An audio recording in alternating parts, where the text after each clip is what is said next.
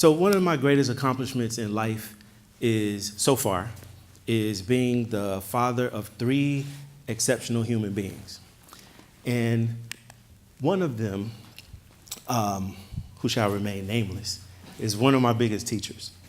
So I was reading a children's science book with my son about 6-7 years ago when he was about 5 years old. As we were reading this book, we came across this picture. He asked me what it was, and I told him it's a gamma ray. And he said, oh, yeah, I know what a gamma ray is. He said, it's the thing that Bruce Banner got hit by. It turned into the Incredible Hulk. So I tried to have not a debate, but a discourse with him about the fact that the Hulk is not real.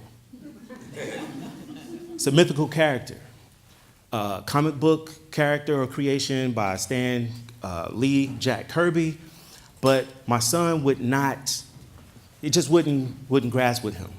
Because in his mind, the gamma ray is the mechanism through which Bruce Banner transforms into the Incredible Hulk. Therefore, since gamma rays are real, the Incredible Hulk is real. And if the Hulk is not real, by extension, gamma rays are not real. That was a profound moment. It reminds me of a time about 14 years ago, in 2004, when my research team and I asked a random sample of about 200 people, what comes to mind when you think of the terms sickle cell disease? And these are the most common responses that we receive. Now, if you look at this, when we dug a little bit deeper, you see that our respondents primarily associated sickle cell disease with race, not just any race. And not only did the respondents appear to suggest that sickle cell disease primarily affects blacks or black people, but they tended to allude to the fact that it exclusively affects black people. So just like my son could not separate the idea of the gamma rays and the Incredible Hulk, it seems that people think about sickle cell disease as a black disease, even though research will show that across the world, everybody is affected by sickle cell. This isn't the best picture because the areas that are shown that are white are actually not places where there is no sickle cell. It's places that don't report the number of people who have sickle cell. Right? So it seems that this idea that something mythical can become real is a very significant process that suggests, that comes about when we never question or challenge our ideas. Race, this idea about race, can become inscribed or permanently etched in our mind if it's repeated often enough. So it's kind of like the thinking goes a little bit like this. Since sickle cell disease is genetic, and sickle cell disease is also racial, then genes are racial. If genes are racial, then that means that race is genetic. And since genetics are also biological, by default, that suggests that race is biological. Inscribed, permanently etched into our minds, if it's repeated often enough, and if we rarely question or challenge it. So I want to take the opportunity to just digress for a couple seconds to make sure that we question and challenge some of the things that we think about sickle cell disease. As a social health community psychologist, I've studied this for the past 2 decades. Sickle cell is actually caused by a genetic mutation where valine is substituted for glutamic acid at the 6th position of the beta chain of a hemoglobin molecule. What happens with that mutation is that normal red blood cells, or that mutation creates an abnormal form of hemoglobin that changes normal red blood cells to these abnormal red blood cells. They block the blood vessels and create all kinds of health issues, right? Nothing to do with race, everything to do with biology. A person can only have sickle cell disease if they inherit the abnormal gene from both parents. Again, nothing to do with race, everything to do with biology. Even when we think about the treatment of sickle cell disease. You have hydroxyurea, which is a common treatment. It's basically a chemotherapeutic agent that prevents the red blood cells from adhering to the blood vessel wall. It creates a smoother transport for the blood vessel and cuts down on the vaso-occlusive episodes of pain that people have. There's hematopoietic stem cell transplants that have been used to actually cure people of sickle cell disease. What that involves is kind of extracting bone marrow or cord blood. Sometimes they use that, but it allows the immune system to reset itself. And it's cured a number of people from sickle cell disease.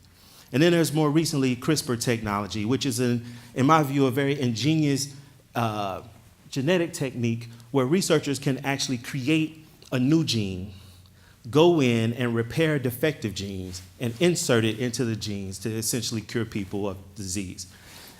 These treatments are not unique or special to sickle cell disease. They're used across a host of diseases, and they have absolutely nothing to do with race, but everything to do with technology and biology. So why is it that a biological phenomenon can get reinterpreted as a socio-demographic phenomenon? I propose that it's because there is an implicit or symbiotic relationship between society and science that implicitly and explicitly inscribes the idea of race into our scientific thinking. As scientists, we very rarely question the way that we think about race. In fact, we use a lot of old motifs that come from 19th and 20th century racialized science and kind of wrap it into new garbs. So for example, if race can be broken down biologically, why do we pay $300 or upwards of $300 to a DNA company to break down our DNA when A, there is no gene for race, but secondly, when they give us the results with respect to geography? Right? Just something to think about. Second, if there are biological differences between human beings, there's now a tendency to do what's called racial dosing. So there are certain pharmaceuticals that are made, and different healthcare professionals recommend that there are certain doses that should be given to people of different races. But the race is usually determined by what race the healthcare provider or doctor sees you as. Or, even less scientifically, what race you fill out on the form and say that you are. Right? Doesn't sound scientific to me, but that's my opinion. Third, because we think that there is some intrinsic or inherent biological risk for race, we didn't question the practice of most life insurance companies that they did for nearly half a century, where black people were actually charged higher premiums for life insurance just because they were black. We didn't question that. So these are just a few examples of the many that I could have brought and talked about. But it leads to this question about, well, why is this even important? Why does race as biology matter? Why does our tendency to think about race as biology even matter to us? The first reason it matters is, for me, because we tend to overlook the fact that race is a legal construct. Our ideas about race changes as laws change, as policies change, and as socially acceptable rules change. As an example, my father-in-law was born in Pakistan. He immigrated to the United States in 1959, primarily because in 1952 he couldn't because it was illegal, because of the Asiatic Barred Zone Act that was passed in 1917 to 1952, but that's another story for another day.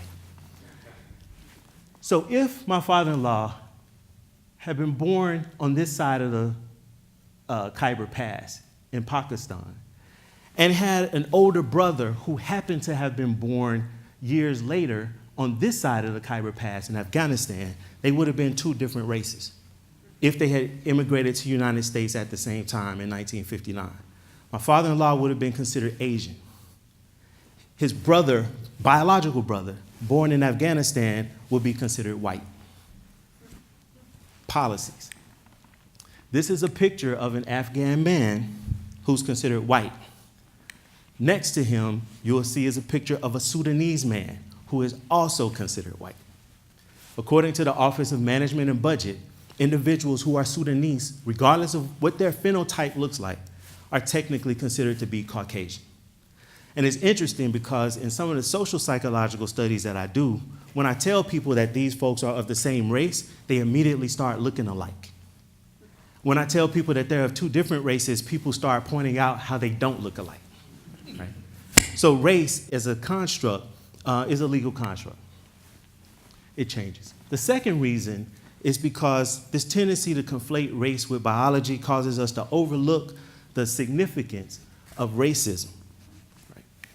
So in the course that I teach for the Meyerhoff Summer Bridge program, and I see a couple of Meyerhoffs in here, thank you for being. We talk a lot about this definition of racism as a system of structured opportunity and assigned value that's based on the social interpretation of one's characteristics. And we talk about that in broad and diverse ways.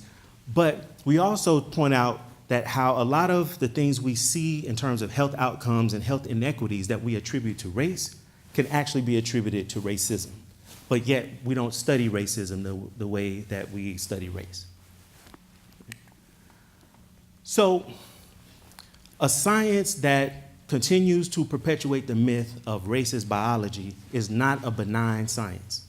In my view, what it does is that it serves as an impediment to scientific discovery because we recycle old ideas. But just like my son was able to mature in his thinking, from being able to disconnect gamma rays from the Hulk, be able to understand which one of those is real and which one of those is not real, I feel confident that an institution like ours, where inclusive excellence at all levels of the arts, humanities, and sciences can help to contribute to creating a cadre of forward-thinking scientists who can be able to help change this inscription and hopefully shift this paradigm. Thank you.